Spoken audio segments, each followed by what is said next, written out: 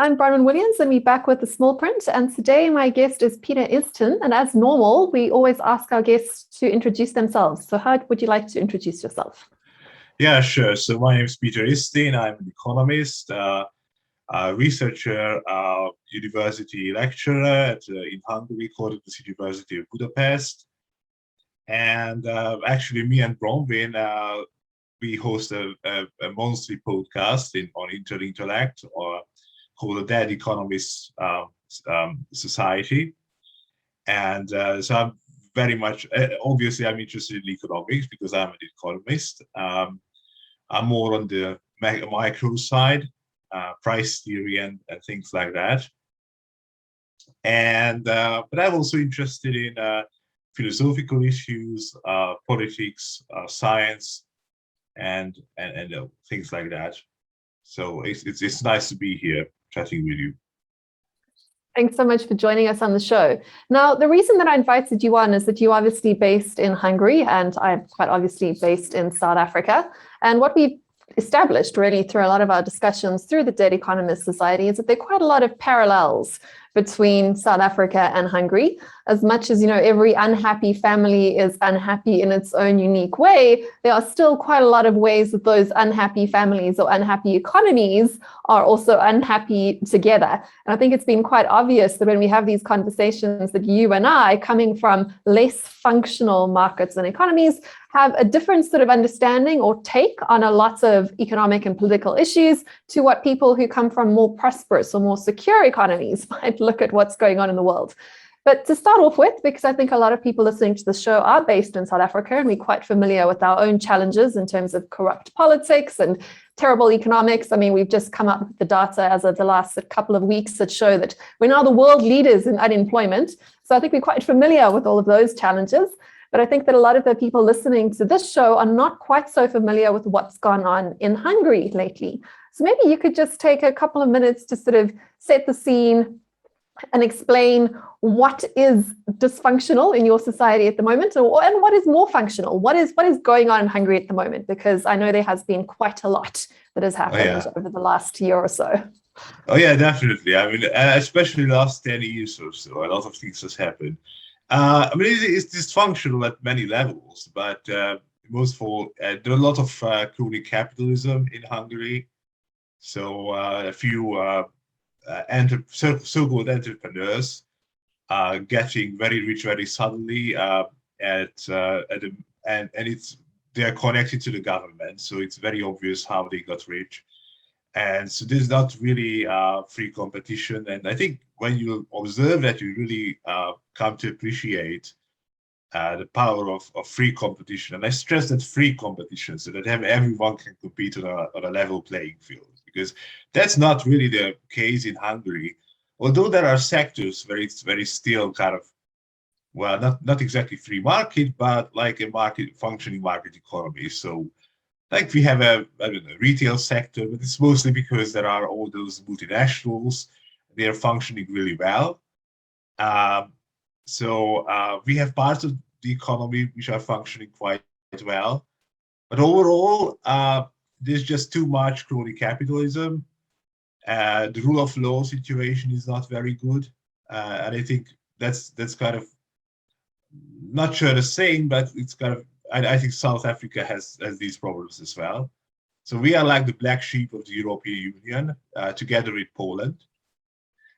So lots of rule of law issues, a government trying to influence, the judges, but they're not extremely successful at that. So we still have a functioning judiciary system. Like, we are not a dictatorship. Some people say that we are a dictatorship. I don't agree with them, but we are like not a well-functioning liberal democracy. That's how I would put it. So you can say whatever you want. So there is freedom of speech, but many media outlets, although I think most of the media, the printed media at least, not the online media. The online media is quite diverse, but the printed media is very much dominated by government-friendly players.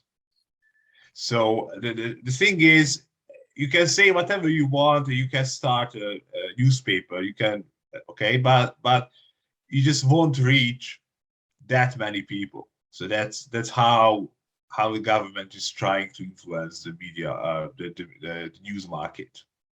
Okay, so but there are a lot of kind of misunderstandings about Hungary, because like many people many people are surprised that it is more subtle, right? It's not like, okay, you have like either you have a liberal democracy or you have like a dictatorship, but it's like much more complex, I would say. And I think that's maybe that in South Africa it's kind of similar, that you can't really have these dichotomies anymore. It's more complicated, I would say. Yeah, exactly. So we have a technical democracy, but we have a ruling party that has an outsized majority, which gives them sort of effectively a one-party rule, even though they have been democratically elected to that position. But our government is, we'd probably say, center-left, or actually quite a bit left these days, whereas your government has been portrayed in the international media as being a more right-wing government. Is this accurate? Because I know that Hungary has been held up by various factions of the international press in the sort of more weird developed West as being either a poster boy or a pariah, depending on what side of the political factions that you land on. What sort of government do you have at the moment? Can you just describe what that is? Because I must say, from a South African perspective, we do not hear about what's going on in Hungary. We hear a lot about what's going on in places, other parts of Europe, other parts of Africa, but most of us have very little idea. We only know what has been filtered through really the American press, which is quite a political positioning. We have the same thing with South Africa, or places like South Africa. I mean, people in Hungary don't read the South African press, right? So I think most people have no idea about Africa at all. Okay, so we the same. We got the news from American or UK based media. So, but I mean, they are right wing. They are a peculiar type of right wing, really, because they're not really like free market type government, pro market or liberal conservative or whatever you call it, but. They call themselves, they actually once called themselves illiberal. So it's not like a swear word for them, but rather a point of pride. And culturally, they're very right wing. So, but I'm never sure whether it's just a posture or they're really serious about it. So, so lately we had a new law which kind of forbids to teach children about homosexuality. So it was written in a law about within a law about pedophilia, and so it was in a package, right? So it was packaged with an anti-pedophilia measure. And so I'm not sure whether they are serious about it, or is it just kind of a posture, this kind of Christian conservative, and that's why like some American conservatives like Orban, because they see in him someone who really could challenge the left liberal establishment, and there is some truth to that. But how he has challenged, it wasn't in a very liberal democratic way. So I would urge the American conservatives not to look up on him as an example, but some of them do like him a lot. Tucker Carlson was here in Hungary a few weeks ago. He broadcasted from Hungary a whole week, and he sang the praises of the Hungarian government and the Hungarian system.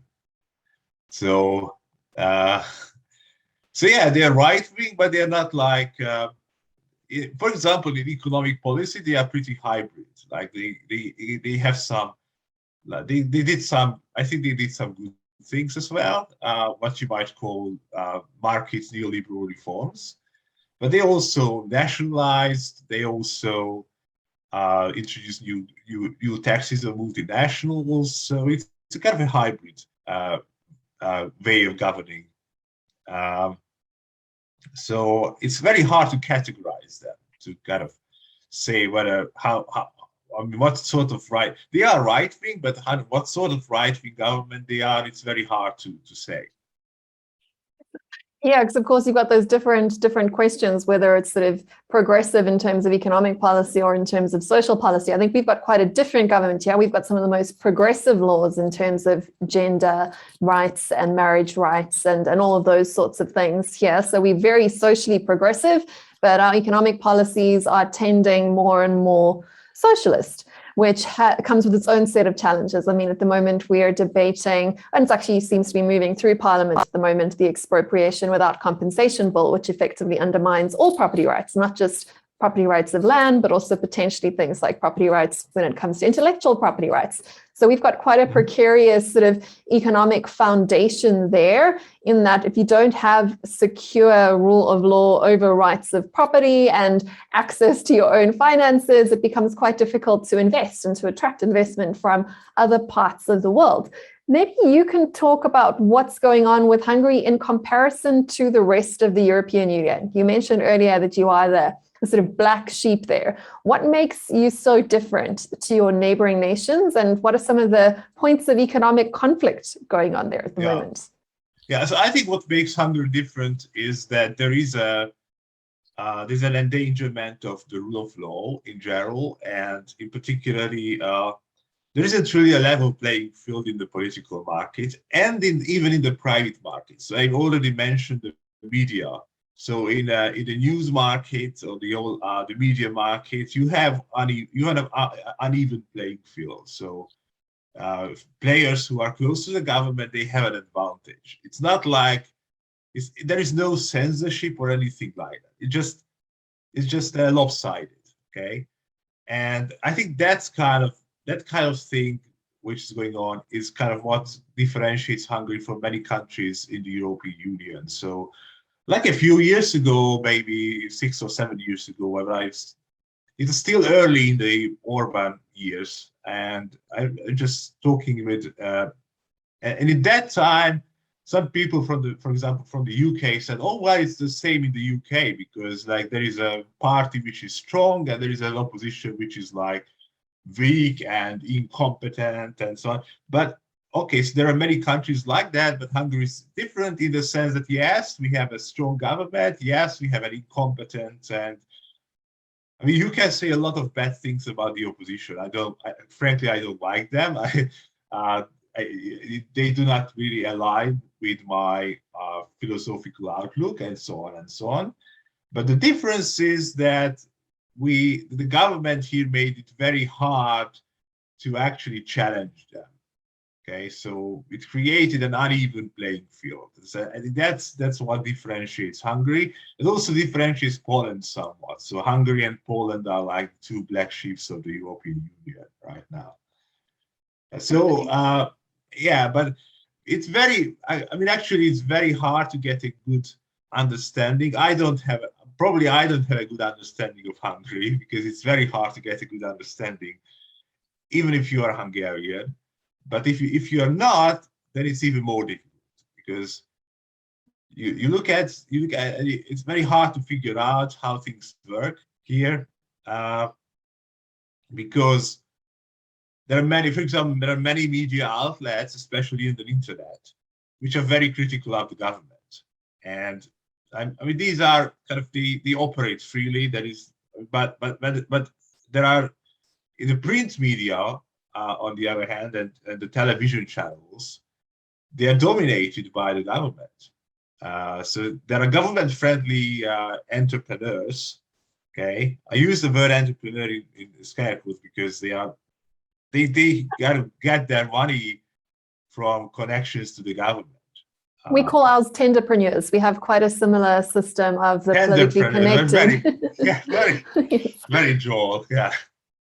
Okay, so yeah, we have these tenderpreneurs as well, and they dominate a large part of the print media, especially especially older people still read mostly the print media and watch television and so on, and so they really among these demographics it's really hard to challenge the government for the opposition. So there are many other things going on in Hungary, but one more thing which is very interesting is that the government is always campaigning. It is always in a campaign mode. Okay, so never mind that we still have like now we have 1 year to the next election, but like last year or the previous year, they were always campaigning about something, whether it was George Soros or Brussels or I don't know.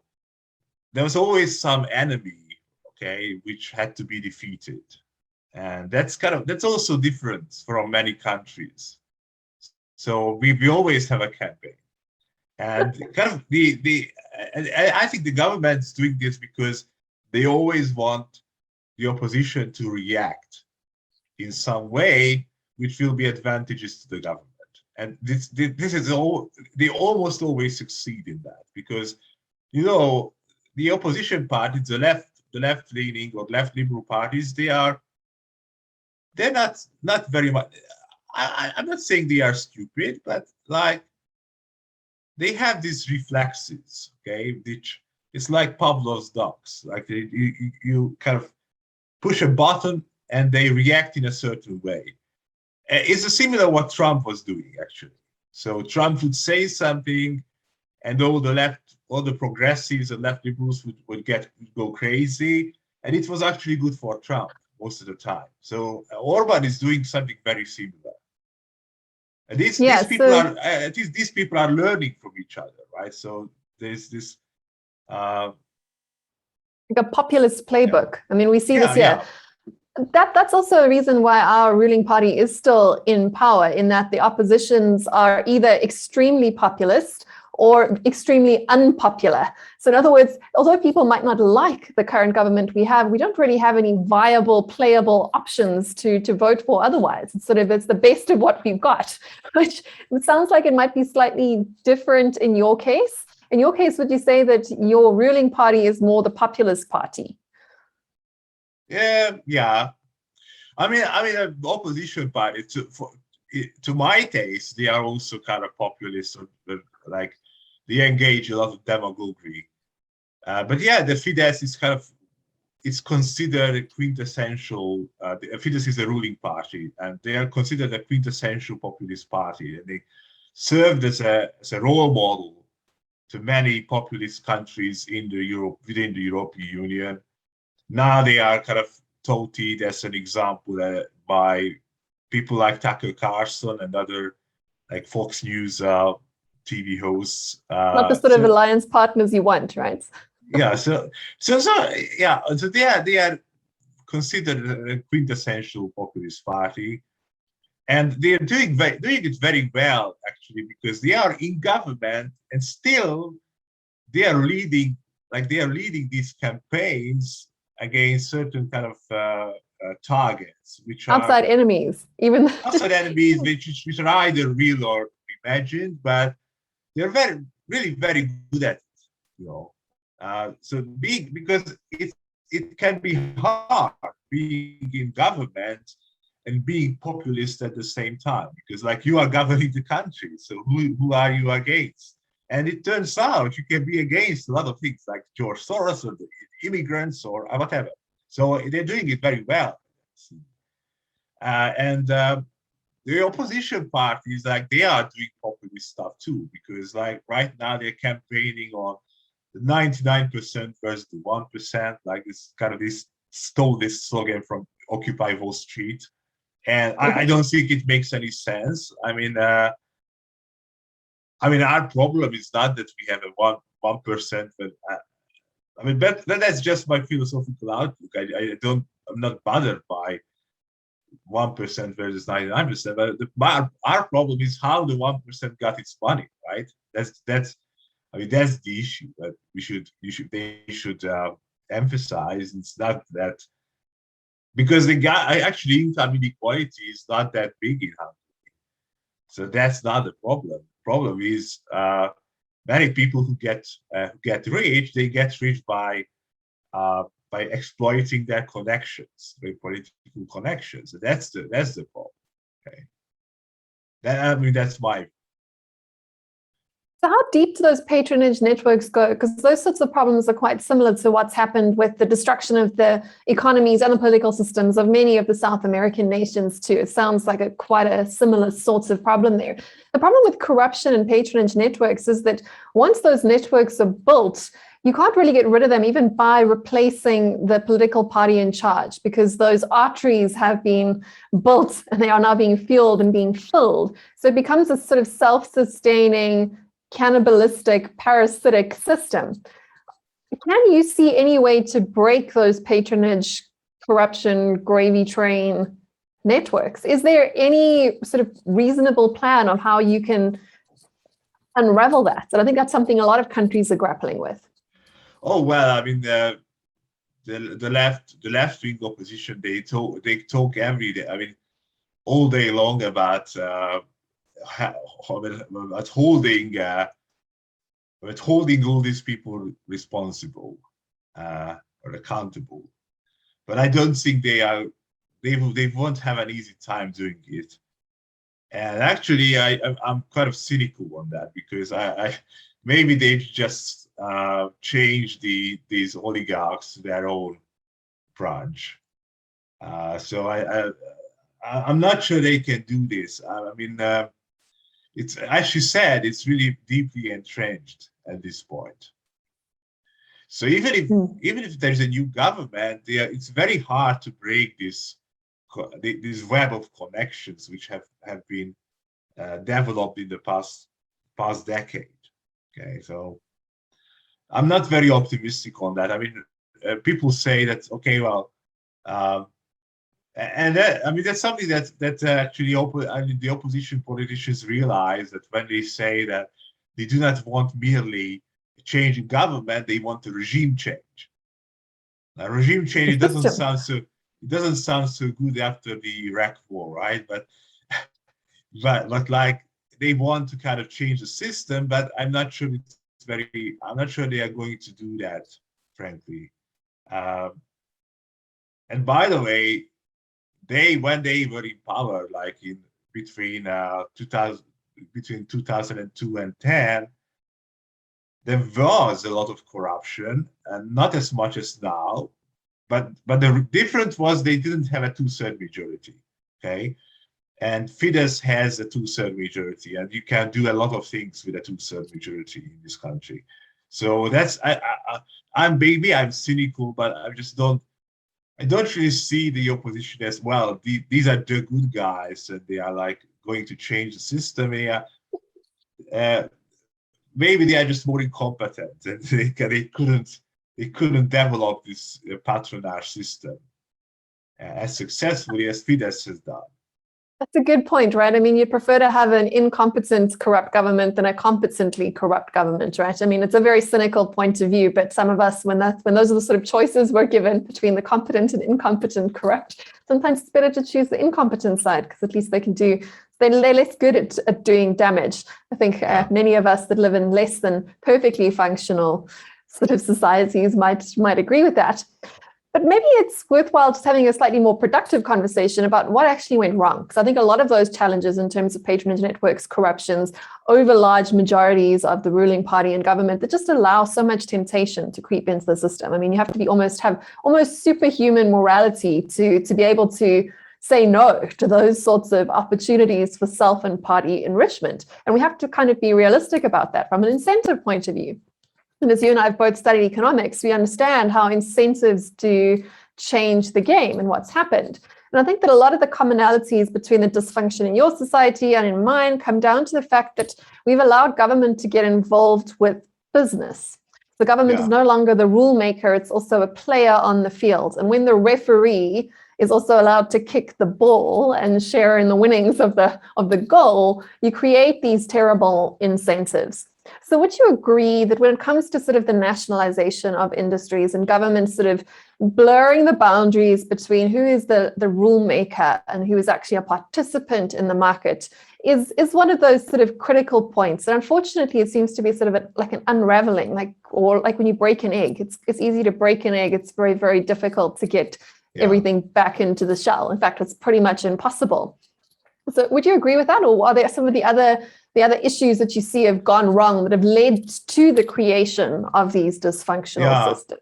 So I would say two things. First, this is what you just said is very much true, and that is why I'm disheartened about the opposition parties. They're all not all, but like most of them are like fairly strongly left wing, and they don't see a problem of the government getting involved too much in the economy. They even some of them want more of it. So they call the Fidesz, the ruling party, they call it neoliberal, okay? But they call everyone a neoliberal. So like, it's just an insult. You can call anyone you don't like neoliberal, right? But so at least it is too neoliberal to them. So that you can imagine that they would like to have a like universal basic income. Some of them would like to have nationalization. Some of them so it's kind of more government intervention into the economy, and they don't realize that once you have that, and you don't have a very good institutional structure, you don't have like very robust institutions, then you're going to get corruption, you're going to get patronage. I'm not saying no matter what, but it's very easy then to kind of very tempting. It's very, the incentives are all there. So I mean they kind of look at the Scandinavian countries, but it doesn't make any sense if you are in Hungary, you're not going to be like Sweden. By the way, if you are in the United States, you're not going to be like Sweden either. So it's like these countries in Northern Europe, they are really, really special. So you just can't reproduce of what has probably worked there, or kind of not. They have a large government, a large redistribution without destroying their country, although they did scale back because they realized that they have gone too far in the 1970s. But if you are Hungary, you just can't do that. I mean, you really have to downsize government. That's my view.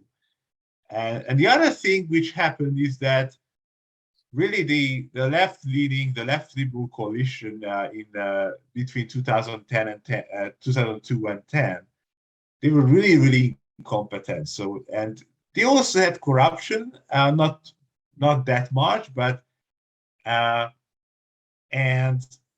the Fidesz and Orban likes to point back at that era and saying, okay, so you want that to return? Of course you don't want that to return, so you vote for us. And another thing which is not so much economics, it's much more like just human nature, that the right in Hungary, they have been very frustrated by the positions that the left liberal side had developed in the media, in the universities, within the economic elite, and they felt that they were persecuted in some way. And they were not I mean not like literal persecution, but they were in a minority position in these institutions, and it's very similar to how the Trump supporters are feeling about the liberal media and all that. So, and that's why it's so personal. Yeah, so that's why many of them like Orban, because Orban really took on this like left liberal intelligentsia, and they justify a lot of things using this story, that appealing to this story that the left liberals were in power for so long, and they had the academic elite, the business elite, the newspapers, the media. There is some truth in that, not really. I mean, it's not literally true, but there is some truth in that. And now they kind of, their power is broken, and then okay, so that's kind of their way of justifying a lot of what they are doing in the past decade. Okay, so and it's to them, it's very deeply it's also emotional to and they felt that they were not given a chance within the elite, and now they are developing their own elite and making this elite the lead, the dominant in the country. And to them, it's fair game. I mean, I do believe that they actually do believe that it's fair game, that they create this unlevel playing field because they think that they've been discriminated against in the past. Okay, and I think it's a genuine feeling for many of them. Now that's just reiterates a lot of what's going on in politics at the moment, where everything is very binary, whether you either a winner or a loser, and there's no sort of gracious winning. So when one particular side or party gets into power, they use that power to demean and belittle the people who didn't vote for them. I mean, we've heard the language that politicians use, like deplorables, to speak of people that don't vote for them. I mean, like, you're obviously going to create huge amounts of resentment, but that's not very healthy for a nation to have at any point in time almost half your country feeling like a victim or feeling like an oppressor at any given point in time, right? That's not healthy, and that leads to more extreme political and economic policy, right? Because you're basically playing to only a portion of your populace. I think this is a general problem with party politics in general, because you're voting for a color t-shirt. You're not voting for a set of policies or ideas that you truly do believe in.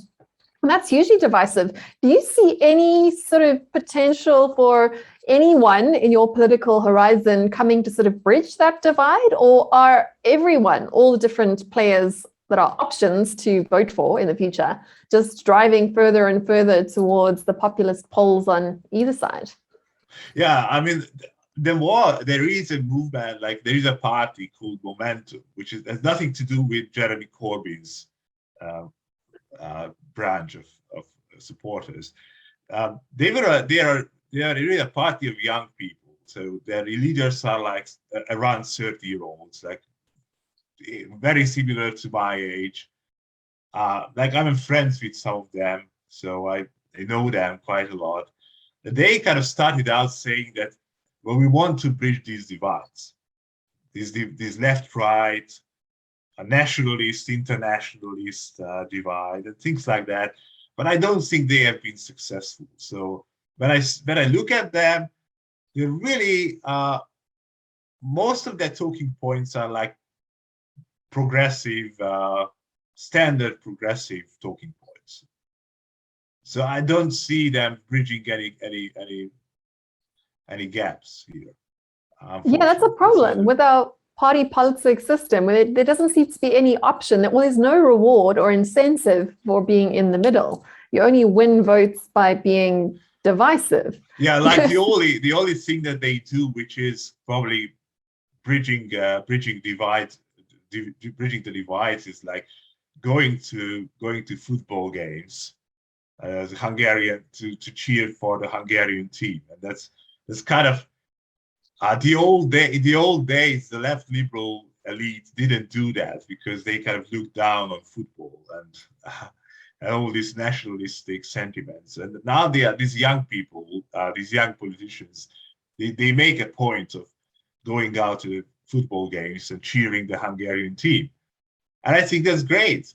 But that's I don't think that's really enough. It's like it's a good symbolic point, but like most of their talking points, they really got melted into this left wing, left liberal, progressive side, and they are now considered fairly this kind of social liberal or progressive party. I mean, there's nothing wrong with that we have that, but I don't think they lived up to this promise that they are going to kind of bridge that divide between left and right and conservative. Reclaim the center. Yeah, so they are not. I mean, I don't see right now. Anyway, there are like media outlets, which try to kind of appeal to, not saying both sides, but kind of try to not be so dogmatic. there are people, like there are individuals, I would say. Not, I mean, I don't see there are movements who are really bridging the divide, but there are people, individuals, who are doing this, who are like try to not looking at everything from this tribal perspective. So there is some hope, but it's really divided. Right now, Hungary is really, really polarized. That's why Fidesz keeps winning, because they can mobilize their supporters in a very effective fashion. Okay, it's not like they have like the majority of people on their side, but they have like at least 1/3 of the country. There is another third of the country which is strongly anti-government. And there's a third which is like whatever, like apathetic. And that's the dangerous part, right? When people sort of give up on even participating because they don't see a way forward to have their voice really heard. Yeah. But I mean, strangely enough, just the current parties are not very successful in integrating these people into the voting population. So, because there are many people who are dissatisfied with the government and also unhappy about the opposition parties. By the way, I'm one of them, but I'm not one of these apathetic groups, because I'm not apathetic, but at the same time, I'm not really loving any of the options that are out there. No, I'm very unhappy with any of the options. Okay, so the menu is not great. Interestingly, there. I mean, there's always talk about mobilizing people who are dissatisfied with the government, but not really into these left-wing parties, to mobilize them to kind of provide them an alternative. It just never really materializes. I don't know why, but yeah. It's difficult. So we keep having this kind of very, very polarized scene.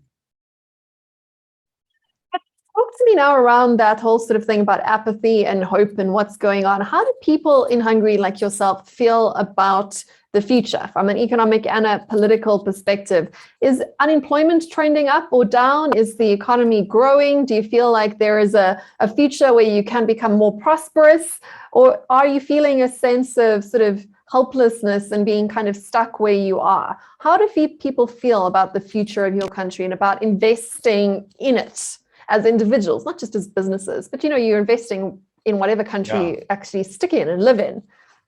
Yeah, I mean, Hungarian pessimism is a thing. So it's something that Hungary is famous for being pessimistic, and Hungarians in general. So, and I'm not being very much an outlier on that, but actually the economy looks like it's functioning well. We have a growth rate which are like a few percent growth rate, which is fine.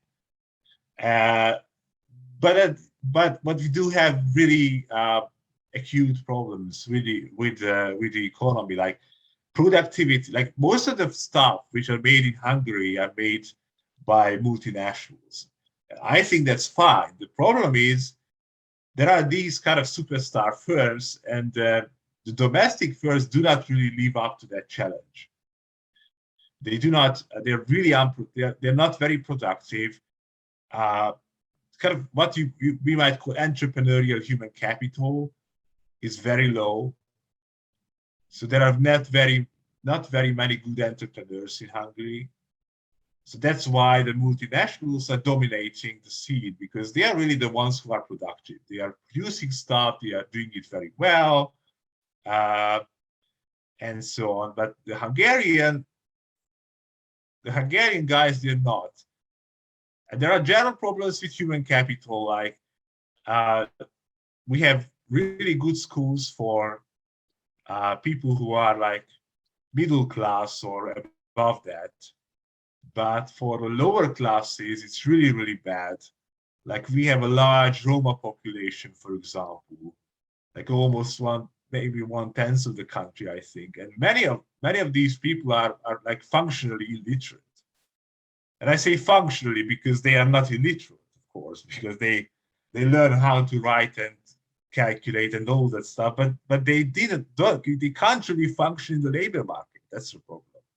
And they can't really function well in life in general. So their education, their job prospects, their health, and all, virtually everything is really bad. And we have that's a big issue to us, because part of the country is doing well, reasonably well, and we have like we are a first world country, but like there are parts of the country which actually looks like third world. Okay, so you look at the northern and eastern parts of Hungary and a few villages there, and it's really appalling.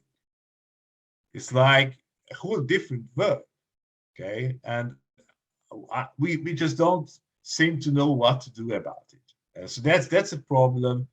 So general productivity problems, their productivity problems with the education system, taxes on labor are really high. Although the Orban government, one of the things that I think were good things that this government have done, so they introduced the flat tax, but I don't think they have done this in an ideal way, because when they introduced it, they got obviously the deficit has increased, so they try to kind of mend this deficit in some way. So they introduce new taxes on the banking sector, the retail sector, and things like that.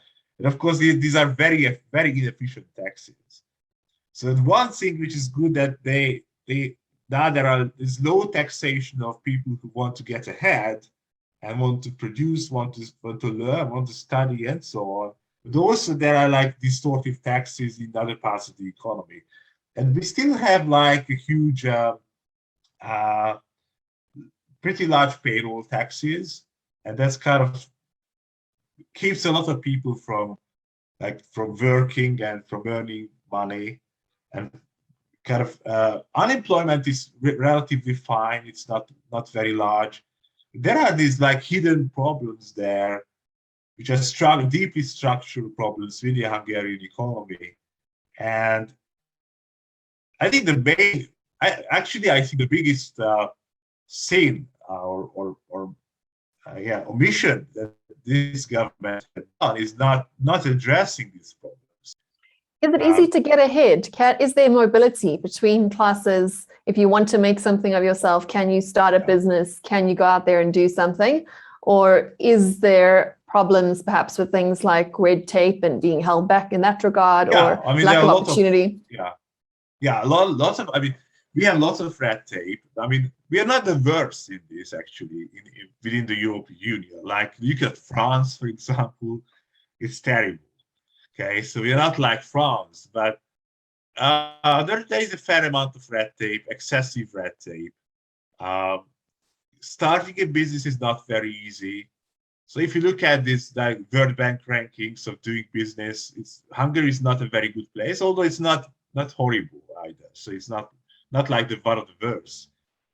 But there are big problems with intergenerational mobility. So, like, if you are born in from lower middle class or upper middle class, you are probably going to be fine. If you are born in these basically ghettos, well, it's very hard to actually to get ahead from that. It's extremely hard because they don't have decent schools. They have a very dysfunctional family environment with parents who are either very uneducated, or father may be in prison, okay, so, or being absent from other reasons. So it is very hard to do something about it.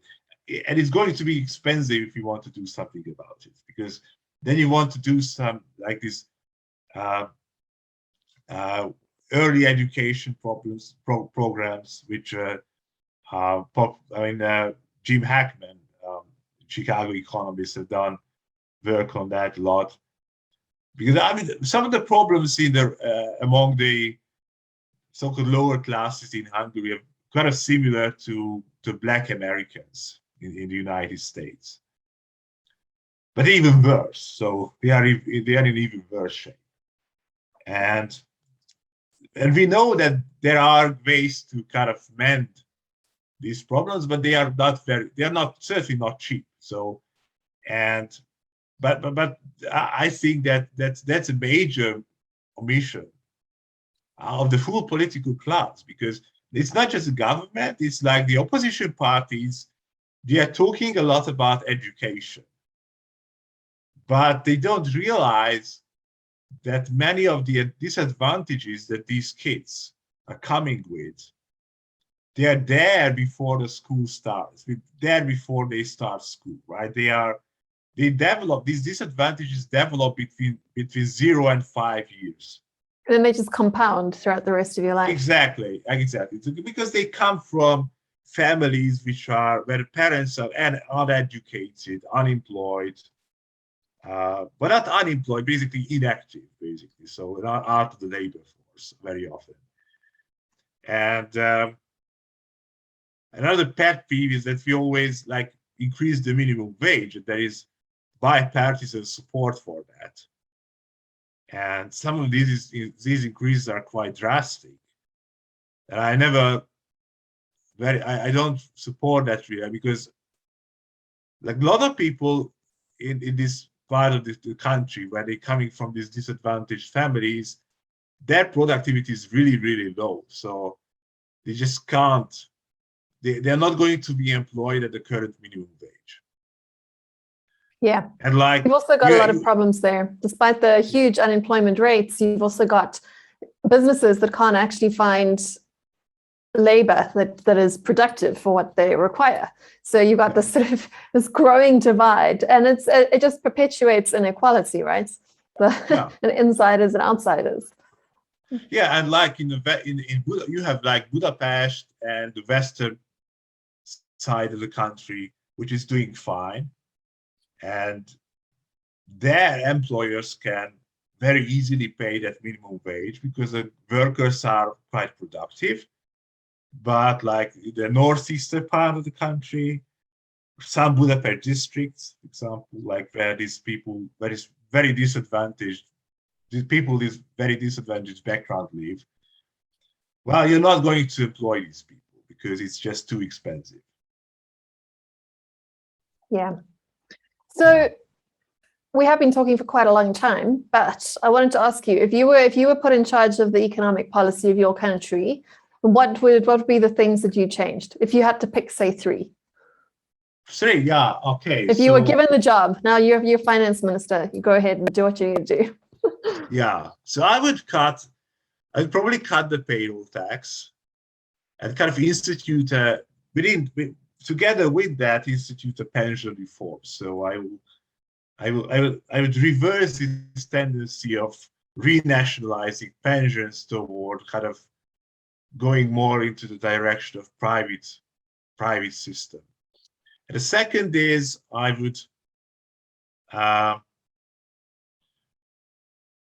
focus more on education, but not just spending more money on education, but really introducing incentives into the educational system, introducing more competition, more early education for the disadvantaged kids, and things like that.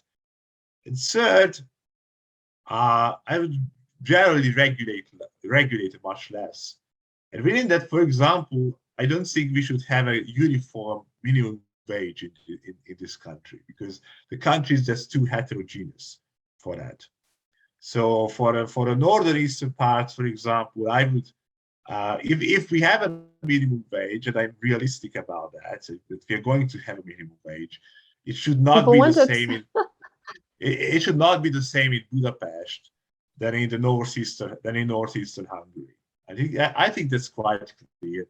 There were people who actually made this suggestion before, and no one really listened. So maybe these are some of the things I would do on the economic front. And then obviously, well, if I can get a fourth one, Go for it. I'm but generous. do something about just be less crony capitalist in general. So, but then everyone says that when they are in position and you have this strong if you have a strong connection between politics and the economy, you will very easily get a crony capitalist system. So that's the problem. So I think well, the way to fix that is to give the government less money to spend and less things to spend it on, right? So that comes back to nationalization question. Yeah, but you don't want do it in a kind of lone mower sense that you kind of cut spending across the board at the same percentage or something like that, because we have a lot of people who came from that very disadvantaged background. Now it's too late for them to be really employable, so you need a safety net for them. Okay, but other than that, I think other than that, you really would want to have a smaller but more efficient kind of government. That's where I would go. Separating business from politics again, separating sort of social goods from going concerns, from profit-making institutions. I think most of the problems creep in when your government thinks that it can compete with business, make itself a player in the game again. Yes, you said, but the government is both a referee and a player. And people always point at, oh, but the Germans, they have a good, they have some governmental businesses that they're doing fine. Okay, but those are the Germans. So I'm not saying the Germans are better people. They are not. But they had centuries. But even then, East Germany is East Germany has a lot of problems, although it's the same country as West Germany, right? So you can't have the same. So people point out, okay, but they have governmental businesses there, there, and there. And I say, well, you really have to design a system for Hungary. You're not designing a system for Germany or Sweden. So and we see that governmental businesses are not doing well in Hungary. And they are doing worse than private businesses. And we also see that when government is trying to be a player, trying to pick winners and losers, the end result is more corruption, more cronyism. And you can say there are countries where this is not true, maybe. But in most countries, this is going to be true.